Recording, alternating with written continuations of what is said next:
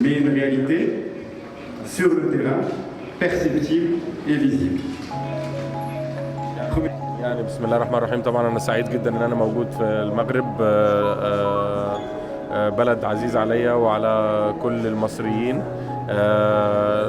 حابب ان انا ابارك للمغرب، لان ما جاتش الفرصه ان انا ابارك للمغرب على الظهور اللي شرف كل الافارقه وكل العرب في كاس العالم الاخير في قطر 2022، وحقق المستحيل بالنسبه لنا جميعا.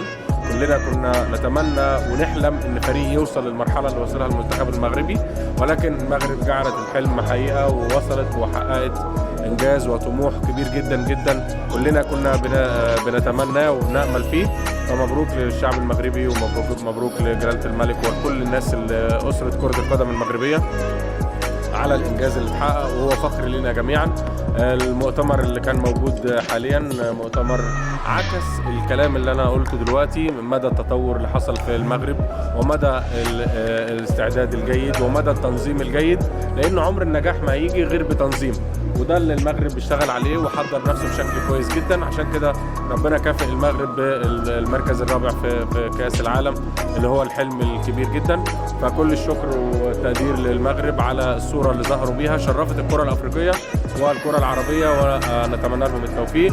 ويعني الطفرة الرياضية اللي حاصلة حاليا مش غريبة على الإنجازات وعلى كل شيء المغرب بتحضر له للمستقبل. فمبروك للمغرب والشعب المغرب اللي بيحصل من إنجازات رياضية. كابتن، مواجهة مصرية وإيقاع. المواجهة طبعا مواجهة إخوة أشقاء زي ما قلنا. الهدف الأساسي من الفريقين اتحقق وهو الوصول للأولمبياد. تبقى المباراة النهائية مباراة في الملعب هيحسمها تفاصيل صغيرة. كل التوفيق للفريقين ويخرجوا بشكل مشرف ويقدموا لنا مواهب